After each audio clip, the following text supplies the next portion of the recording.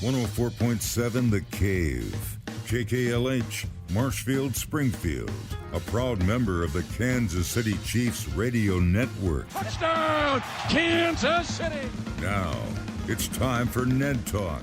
Yes, it is Ned Talk, your local live sports talk show in the studio once again with Ned Reynolds. Ned, how are you on this fine, chilly Sunday? Yes, it is, but there's a little moisture outside, but it could be snow, and it's not, and that makes it great news. Beautiful day today. The Glimmer Twins are with us today.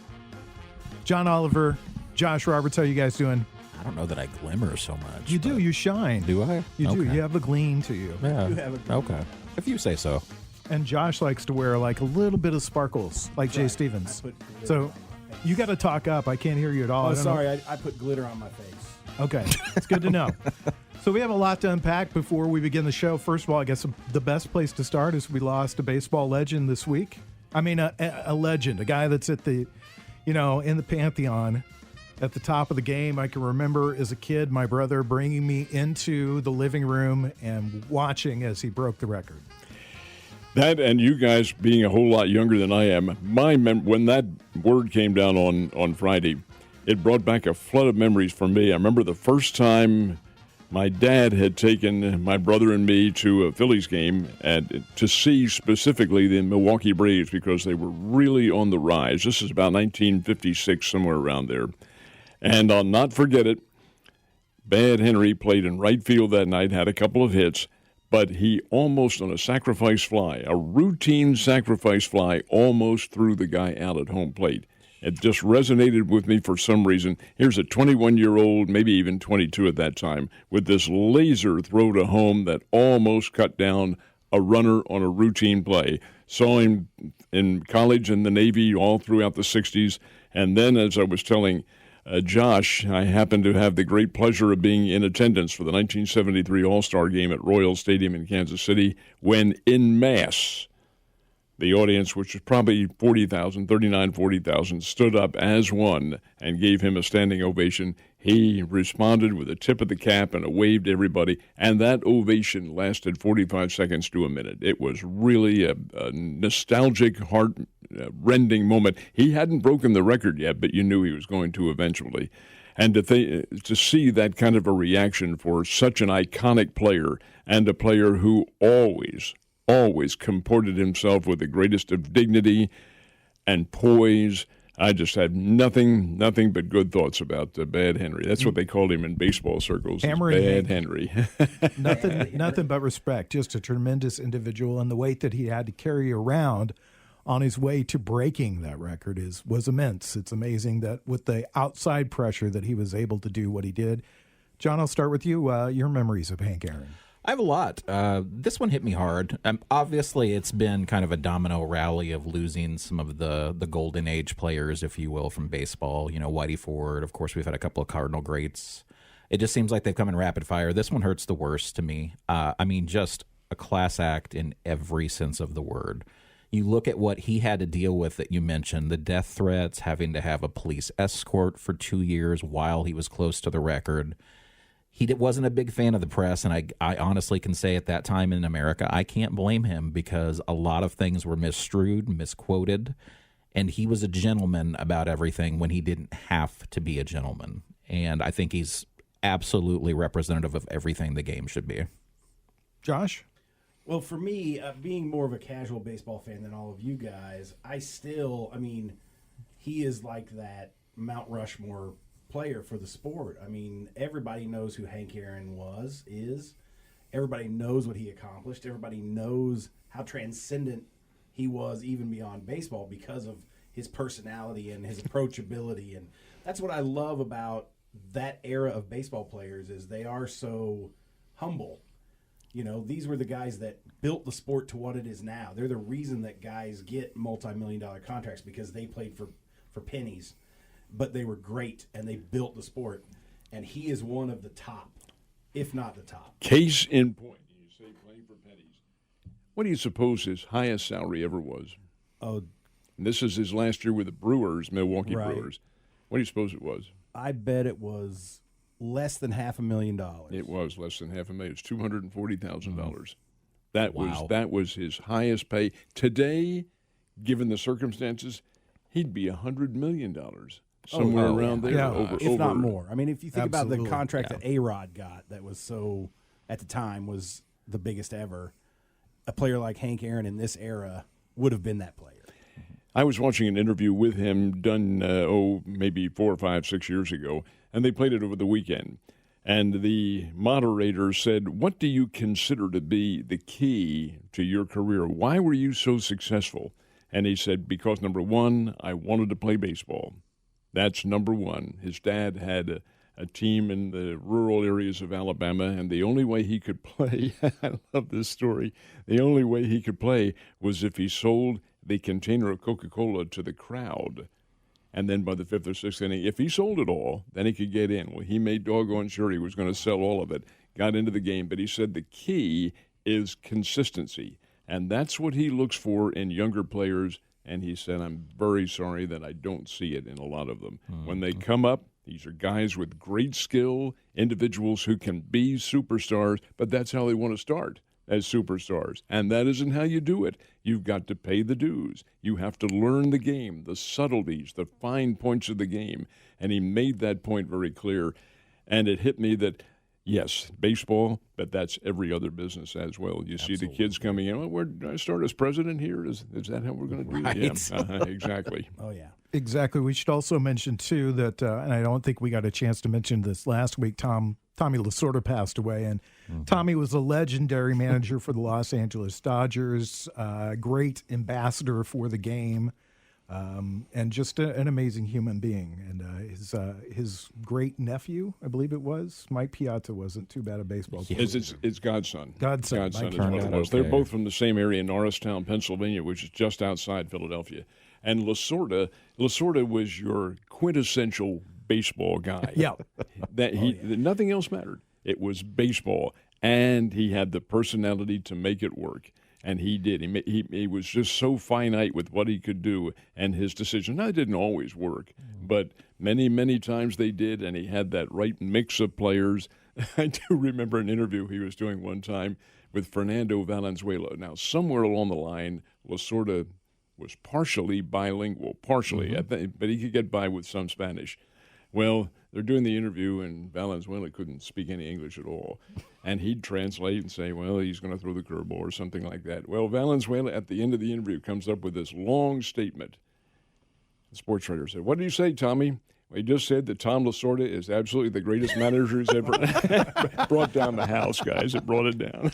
Don Sutton also passed away this week, another Dodger legend who, talk about a guy that had a consistent baseball career. Oh, my gosh. You don't look at any particular year in Don Sutton's career and go, wow, those are just staggering numbers. He was not Sandy Koufax or Don Drysdale, and that's not knocking him, but he was a consistently good pitcher for a great number of years for the Los Angeles Dodgers and a couple of other teams, but he's best known as a Dodger. Yeah, mostly Dodgers. He had 4 other teams for whom he played, but it was mostly the Dodgers. 324 career victories for him, something like 3,700 strikeouts. Now, that pales in comparison to Nolan Ryan, of course, but 3,700 strikeouts over 23 years is a lot of strikeouts. It absolutely He was a crafty pitcher, a guy who was the mainstay for some really good Dodgers teams. Yeah, that's another, and he's only 75 years old. Right. Gained, and this is more for the today's generation that probably didn't see him pitch, but he gained his fame as the Atlanta Braves. That's what I was going to bring up. Crew. Fantastic broadcaster, affectionately known as Sut.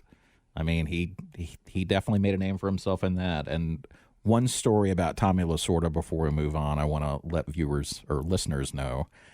If you get a chance, go out and listen to one of my favorite all-time interviews with Tommy Lasorda. It was after a game in which Kurt Vivacqua accused him of throwing at a player.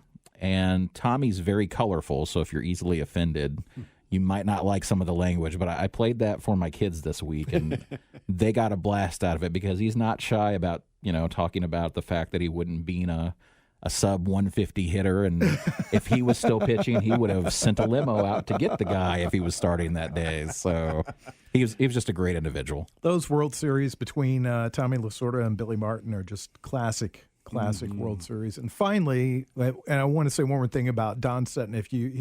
As Ned mentioned, he pitched 23 years, 324 wins. You kind of average that out, 15 wins a season. You just chalk Don Sutton down for 15 wins.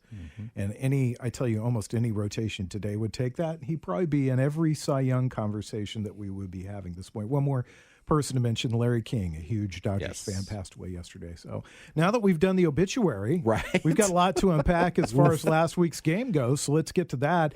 Ned, we always start out the show with your Who's Hot in the NFL. It's brought to you by All Service Air Service, and there's just 4 teams left. So who's your hottest team? Of the teams, I still have to go with the Chiefs. I think they're the best team in the NFL, and that's a subjective assessment, of course, but their overall record. Let's take that game last week with the Cleveland Browns. It's 22-17 is the final score. I really feel like while the Browns did have a chance toward the end, that it's really deceptive because you look at the numbers, and Kansas City had 130 more yards than Cleveland in offense. That's 130 more. They had 438, I think it was, and Cleveland had 308. Well, that's a significant number. They also outrushed the Cleveland Browns, whose mainstay on offense was rushing. And the Chiefs had more. Kansas City is so diversified with what they can do that makes them really a solid team. Now, they almost gave it away, and I will tell you that they do need to have Mahomes in there at quarterback. He is the difference. I'd love to roll back the tape to last week because I'm the one that looks terribly bad. I was the one I picked Cleveland to win the game because I thought they had the hot hand. I was concerned about the Chiefs and their offense, and Chiefs came out first 3 possessions, bang, bang, bang, down the field, bang, bang, bang, down the field, looked sharp as ever, like they just what we talked about. It's just like they flipped a switch and they looked great. I think the turning point in the second half, because the first half, all Chiefs. Turning point, second half, of course, Mahomes getting hurt, and then Butker missing the field goal. Yes. And that's the one aspect of their game that is kind of concerning to me right now. I think the defense has looked outstanding. When we went into talking about last week's game, we talked about 2 1,000-yard or close to 1,000-yard rushers in the backfield for Cleveland. And the Chiefs are not known for stopping the run. They stopped the run. They did. They stifled that up. And then Butker misses that field goal, and it really, after the interception, and it really gave the Browns a little bit of momentum and life in that game. And to enhance upon that just a little bit more, Joe, is the fact that why is he going for the field goal? Because the Chiefs are I'm not going to say rendered impotent, but they are much less effective in the red zone. They're really having problems down there. They get inside the 20-yard line, and this team falters. They can't seem to, and I think some of that has to do with the level of play that Andy Reid calls for Mahomes. His passes are quick strikes, 20, 30-yarders downfield and so forth. Well, you can't do that inside the 20-yard line. You have such a narrow area with which to work that it perhaps has a negative effect on them. They've got to get that straightened out, and of course they have in 14 victories. Well, actually 15 victories now. But the fact of the matter remains you can't continue to just rely on Butker to kick field goals. Well, you've got that 12th man there too, the in line that keeps you from scoring. John, what did you take away from the game last week? A lot of things. You know, as you mentioned and Ned mentioned, they came out like a house of fire on offense. Mahomes looked sharp. Darrell Williams had 78 yards rushing. You know, it's next man up in that situation with Edwards-Helaire and Bell out. Kelsey had over 100 yards, had a touchdown catch. Matthew had his usual interception. Tyreek Hill was over 100 yards. Just all out. I will say my biggest takeaway from that, I haven't had my breath knocked out of me in a long time during a football game. But the call at the end of the game with the hard count where everybody in the stadium and everybody watching, including me, thought they were trying to draw the Browns offside, to have Henne make that throw, and then again, I can't stress how smart and how well coached these players are. To have Tyreek Hill just lay down after he caught it, game over. I want to talk about that. Just saving that. You blew that. I'm so sorry. That's okay. It's okay. Josh, what's your thoughts on the game? Well, there's not really much more to say. I will say to your point, Ned, I think that the red zone issues are partly because of the chaos in the Chiefs' backfield with Edwards-Helaire being hurt, Le'Veon Bell being ineffective. Williams did step up, which was great. He had a great game. But I think that's part of their problem because there's not as much of a threat for them to run it in. So teams are playing the pass more, and that's what's kind of jamming up that area. But, I mean, the Chiefs, like we've said, looked great at the beginning and then kind of held on for the win, and we go from here. All right. I do want to talk about this because it's just I looked at my wife. We were watching it, and I said, balls. Yeah. Because that's what Andy Reid had to call that play. Oh, yeah. And what'd you think, Ned? I so want to hear much from you. That Romo, who's doing the color, well, what's going to happen to him? Well, there's just no way they're going to snap this ball. There's no way. They're not going to throw it. All They're not going to throw it. time, the count is going on. No way. They're just waiting. They're trying to draw him offside. Then they're going to call to blah, blah, blah, blah, blah. They are playing it. How about that? I thought it was a gutsy call, considering the ramifications if it had not worked. Right. But you take your chances. The Chiefs have done that. They came out on the right side, and it all worked out for them. They get the win out of it. Again, I think, in my opinion, the score is deceptively close. It could have been a whole lot more. Well, it's like I think the turning point was really the Butker missed field goal because he just clanked that one, and then all of a sudden they were back in the game. But then that's, again, the part of the game that really concerns me about that. We already heard from John, his breath taken away from him. Josh, what'd you think when Andy Reid made that call? Oh, I was completely shocked because, I mean, I thought they were going to do the same thing, run the clock down, call a timeout or whatever, and then punt it or whatever. But, yeah, I was shocked. And, I feel like in most sports, whoever turns out to be the champion, they have to get lucky a couple of times usually. They have to do a couple of things like that that are totally unexpected, catch their opponent off guard. That's what it takes to get over those adverse moments. And it was insane that they did it, but it worked, and so great. That's what got them, where they are. John, we've I think one of the biggest knocks on Andy Reid in his coaching career is he plays it safe, takes the foot off the gas. He put the hammer down. I've said it on this show. I believe I've had some criticism of him because I thought he played it too safe. I'll eat my words on that one. That was gutsy.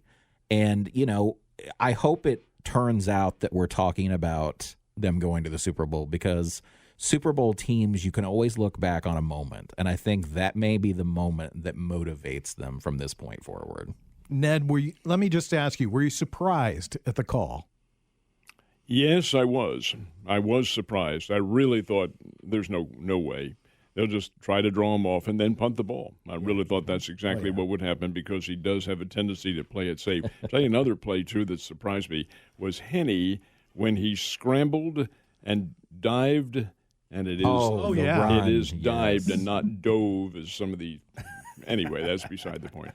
Head first. Yeah. What are you doing, Henne? Yeah. Good Lord. You've already got the one quarterback out with a concussion. Now what are you doing going, oh, my gosh. Anyway. That was the play before. That was the play and before. That was the moment I looked at this team and said, yeah. I mean, I felt like they were the best team in the NFL, but then I looked at it and said, this is a team that wants to win. They're not trying to keep from losing. They are trying to win the game. Why do we play the game? To win. Why do we play the game? What's Coach Herm say? That's Herm Edwards, to win the game. And I'm going to tell you what, guys, now this, again, and this is an opinion generated from the season they've had. That's precisely how the Buffalo Bills are going to play today as well. They're not coming in afraid to lose. They are coming in to win this game. They may end up losing 60-10 or something. I think that's unlikely. But they're going to play this game all out, and that'll be tough. Yes. On the other side of the coin right now, it's 14-10, Tampa Bay over Green Bay. There's about a minute left in the second quarter and about 40 minutes away from pregame show right here on 104.7 The Cave. Back to Ned Talk on 104.7 The Cave.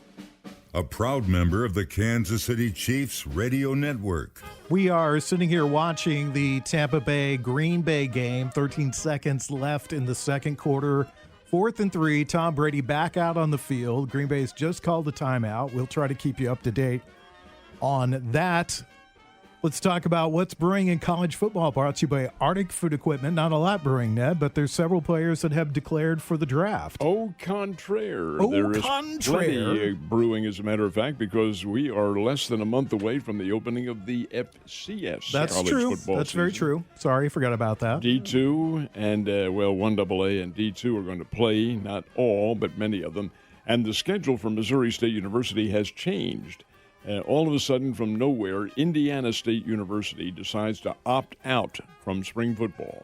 Now, I didn't know they had that option, but evidently they do. So they've decided not to play. Well, that throws the schedule into a jumble.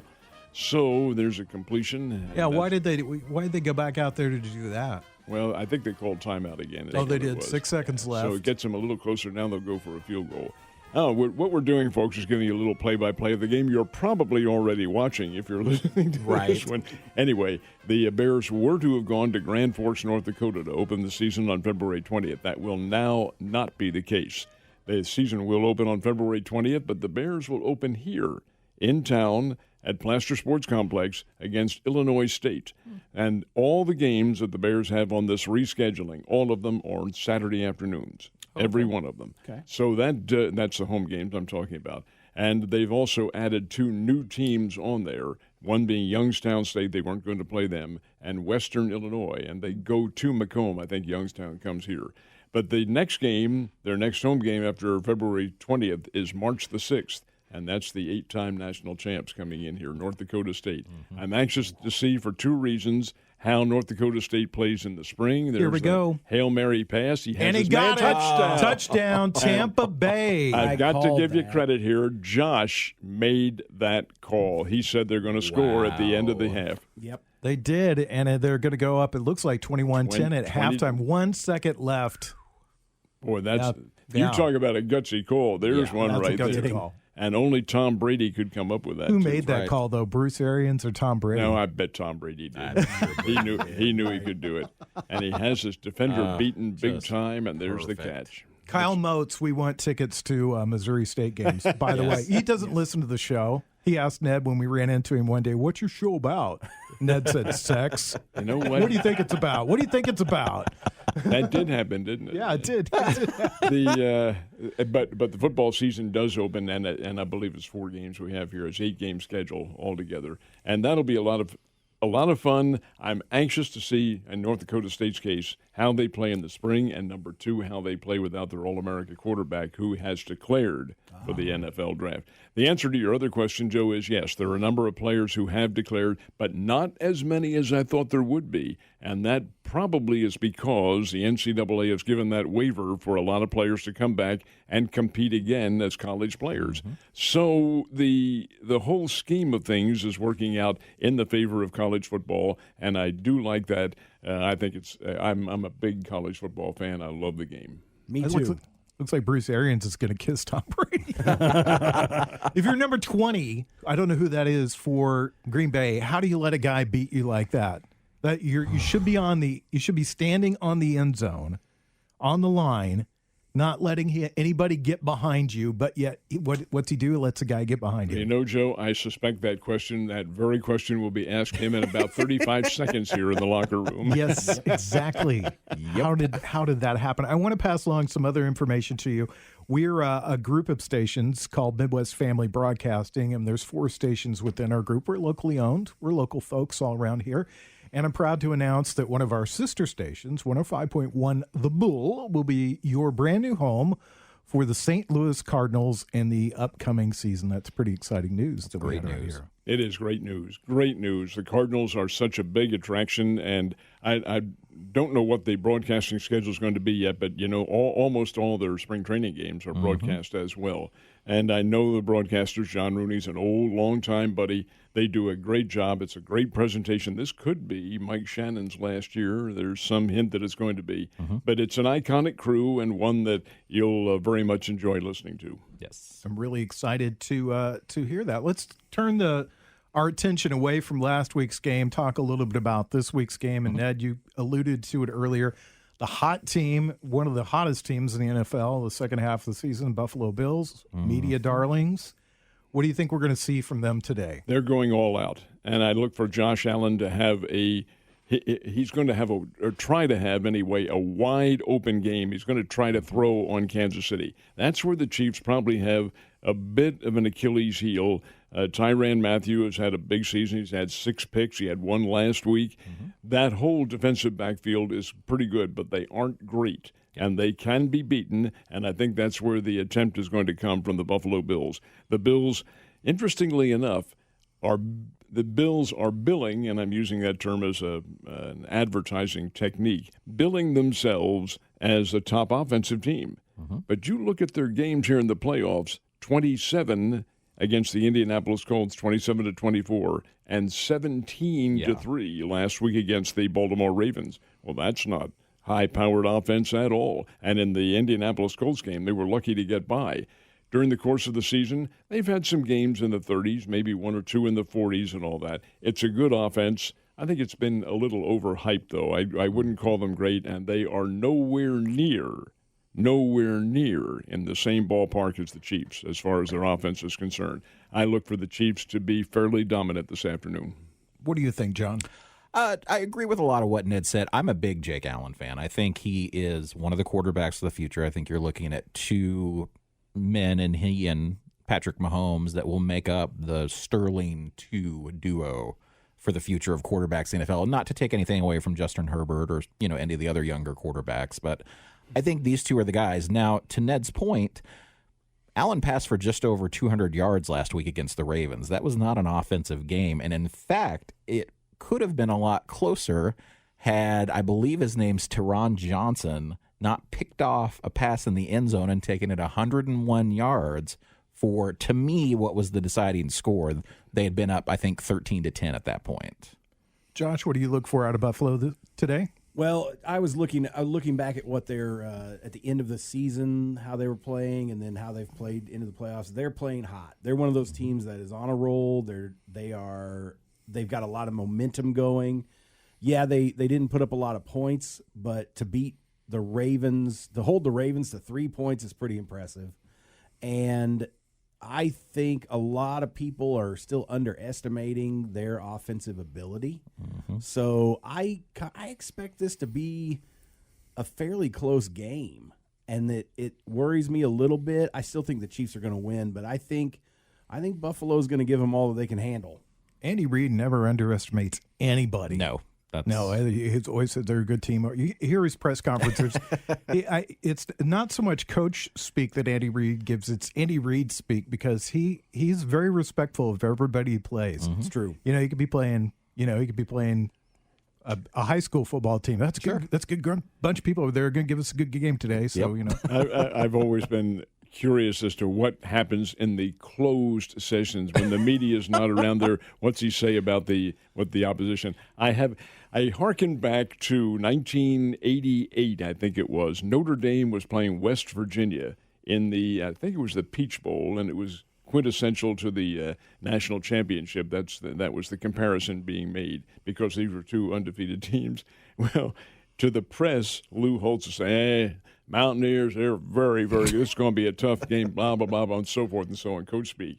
Somehow, some way, some media guy got a camera into one of their private practice sessions, and Lou Holtz stopped the practice session and said, boys, this West Virginia team's living the dream. They ain't anywhere near as good as us, and on and on. And it came back. Now, Notre Dame won it big time, won the game because they were substantially better, but he had to apologize for his remarks. I don't think Andy Reid, I think what you get with Andy Reid, what you hear is what he's saying behind the scenes, too. He just seems like a very genuine person as far as that goes. I agree with that. Suppose when the Philadelphia Eagles were 4-12 or whatever their final record was that year, he said, we're a pretty good team this year. Yeah, he probably did think that they were. I mean, I don't think any coach goes in and thinks deep inside themselves, we stink. But, I think that they probably think, I've got good talent here. We're just, for some reason, for whatever reason, circumstances, don't go your way. We talked about that with several teams this year. I think we talked about that with Philadelphia this year. There's just some games. The Philadelphia team had the wrong mix of players, and their offensive line was not giving Carson Wentz any time at all. That's where they need to make their improvement. Right. And I'm wondering if this new guy, Sirianni won't do something about that. He's former Chiefs assistant coach from several years ago. Whether or not he has that in his concept, and it's obvious that's where the improvement needs to come. Wentz is not a bad quarterback, is different from Jalen Hurts, but I do look for a battle between those two. But I did notice that Wentz's comments now where he wanted to leave the Eagles changed my mind a little bit. All right. I want to talk defense when we get back, and I also want to talk conspiracy theories. It's Ned Talk on 104.7 The Cave. You're listening to Ned Talk on 104.7 The Cave, part of the Kansas City Chiefs Radio Network. Back to Ned Talk on 104.7 The Cave, a proud member of the Kansas City Chiefs Radio Network. About 20 minutes away from the start of the pregame. Now let's explain all this to you, and hopefully everybody will take notes because it is a little difficult to explain, but the Chiefs Radio Network outside of Kansas City does not have the rights to broadcast the game. So we have to carry, to bring the game to you on the radio, the Westwood One broadcast. And we always get criticism over that because whoever does the color, I forget who does the color for Westwood One, hates the Chiefs. He does. Mm-hmm. He spent all last, I think, AFC Championship when the Chiefs were up significantly, mathematically figuring out like the second half, how whoever they were playing could come back and win the game when it just wasn't possible. But we're sorry. We want to bring you that game. We have to carry it that way. Mm-hmm. So what we're going to do is we'll bring you the Chiefs pregame show with Mitch Holtis, Dan Israel, Art Haynes. All that'll be coming up in about 19 minutes. We'll carry the Westwood One broadcast. Don't get upset with us. We have to do that. And then we will be back with the Chiefs post-game show. It's all right here on 104.7 The Cave. So there you go. That's the rundown. That's how it all works.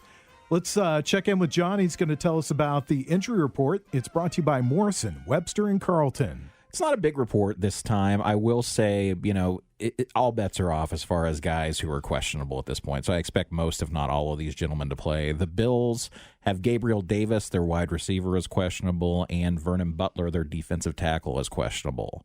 On the Chiefs side, Willie Gay, the linebacker, has been ruled out. That's the only definite that's not going to play. Rashad Fenton is questionable. Sammy Watkins is questionable. Clyde Edwards-Helaire is questionable. And again, Le'Veon Bell is questionable. I would love to see Sammy Watkins back. He's probably my favorite just big play guy for the Chiefs because he's the guy that when you got Kelsey covered, when you got it nailed down, you got Kelsey, you got Tyreek Hill, he's the guy that's left open, and he's solid. He's rock solid. He's a smart player. I think we'd be talking about him in a different light without the injury history there. I mean, he started with the Bills, the Rams, and then now with the Chiefs, and he's always been so smart as far as his routes go. I think his body's just kind of seen some toil. But still can make the big plays. Yes. How are you feeling about Clyde Edwards-Helaire being back? I think they're taking a chance and putting him back there. Now, the medical people are not going to clear him unless they feel confident that he's all right. But that high ankle sprain that he got is a significant injury from which you do not immediately recover. Now, that happened in the penultimate game of the season. So he was off for the final game, wouldn't have played anyway. And then the second week, of course, they were idle, didn't play last week. So he's had 3 weeks to recover, evidently almost a month to recover. And evidently they feel like he is capable of playing. If he starts, I'd be surprised, but he'll probably see quite a bit of action if he's able to maintain any kind of speed out there on the field. And I think he probably will be. I must admit to you, I don't know what the weather conditions are up in Kansas City. I do know what they are in Green Bay, and it's snowing. It is a blizzard up there, or at least that's what the forecaster said was going to happen. But what do you know about that? It's sunny and clear. What do you know, guys? Oh, hell, boys. Just throw some mud on it, tape it up, you're good to go. You got to be tougher than a pine knot. Yeah, exactly. Let's get our fantasy report. John does that, and it's brought to you by Fazoli's. Definitely. So as far as the fantasy report goes, obviously fantasy football concluded a couple of weeks ago, but what I'd like to focus on is, and I think what you'll probably see is the 1 and 2 picks next year in your fantasy drafts when you get ready for those is really who it comes down to for the MVP chase this year. I think there's 2 clear candidates. Obviously, Derrick Henry, the former Alabama running back. Roll Tide. 2,027 yards on the ground, 17 touchdowns. Another incredible season for him. You do have to worry about decline with running backs and things. I don't think you need to worry about that next year. I don't think it's going to be that immediate with Derrick Henry. How old is he? That's a good question. I think he's 28. Yeah, I'd say late 20s. Yeah. And then the other one that will either go 1 or 2 in your leagues, who to me is the other person in the MVP conversation, and please don't think I'm discounting Patrick Mahomes. He's a fantastic player. But this year you have to give the nod to Mr. Aaron Rodgers. 4,299 yards through the air, which is only in the top 10. Uh-oh. Oh, my gosh. That's a fumble recovery for Tampa Bay. Wow, that was a hit. Audience, just if you don't or are not watching the game, Green Bay just threw a little flare pass from Rodgers, and I don't know who the receiver was, but he got belted so hard the ball flew off into the stratosphere, and the Tampa Bay Buccaneers recovered it. Buccaneers are already in the lead, 20-10. They did not score on the play, but they did get it within the 10-yard line. So it's 1st and goal to go for Tampa Bay. That is looking very bad for Green Bay. Yeah, first time ever. This is what I wanted to get into. The two things I wanted to talk about before we wrap up the show today, and that just gives us a good segue here. Sorry, John. You were doing your fantasy report. No. It's good. Tinfoil hat here, and I think there's two of us that are a little tinfoil hatty, and then there's two of us that are not tinfoil hatty, because people have talked about it. I mean, since the beginning of the season. Well, if Tampa Bay were to go to the Super Bowl, it'd be the first time that a team from that town played in the Super Bowl. Wow, wouldn't that be amazing? And look, here we are. It's just about to happen. We're 20 minutes away from this happening. Now, Ned's got that smile on his face. You fall on the other side of that. You're like, oh, it's a game, It is a game, and anything can happen. And what you're doing is discounting Tampa Bay as being a good football team. They are. Yeah, they're not. They already have beaten the Packers once this year, 38-10, and they did that in Tampa. Now, I would almost lean, and I'm using almost in uppercase letters, almost lean toward your conspiratorial theory, were they to allow a full house into the ballpark. Yes. Now, Super Bowl, you're going to have a full house anyway. Right. But it would certainly be a whole lot more pro-Tampa Bay if that were the case. But it won't be. It'll be a limited crowd. I don't know what they're limiting it to, maybe 25% or something like that. But no, Joe, in professional sports, in any sport, I can't say, and I'm not saying that it can't happen, but to have a jaundiced eye cast on the legality of what's going on, to have suspicion the game might be compromised for certain circumstances, I cannot buy it. Josh, help me out here. Money talks.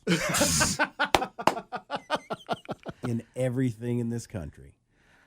And it's going to be so exciting for Tom Brady to reach the Super Bowl again without it having to be under the shadow of Bill Belichick.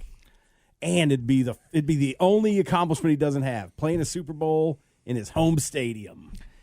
All right, John, you're going to talk us off the roof with this one. I'm going to try to talk you off the roof. Come on, no conspiracy. So I think throughout sports history, there has been this inclination to say the fix is in. Only in football. Oh, no. Basketball, professional. Yeah, professional. Oh, yeah, I'm just So kidding. I'm going to make a comparison between two people that I see this frequently right now. LeBron James and Tom Brady. I know both of you fall on the court, no pun intended, that you don't really like either one of them either. I'll say this, as unbiased and as not a super fan of either one of them, I know this is going to be painful for some of our viewing audience to hear. Tom Brady is the greatest quarterback in the history of the NFL.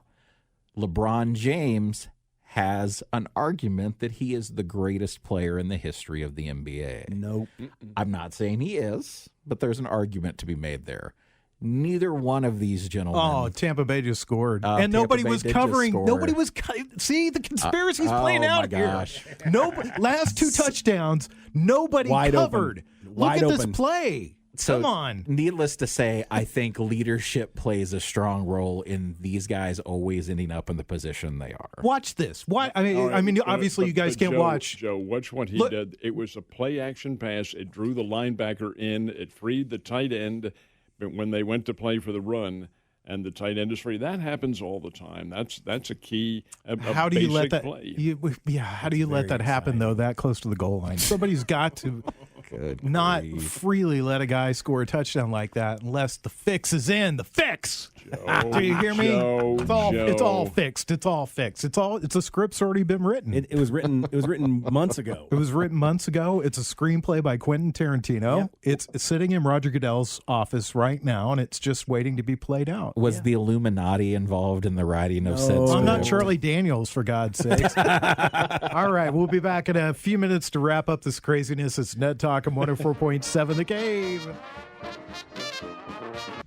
Back to Ned Talk on 104.7 The Cave.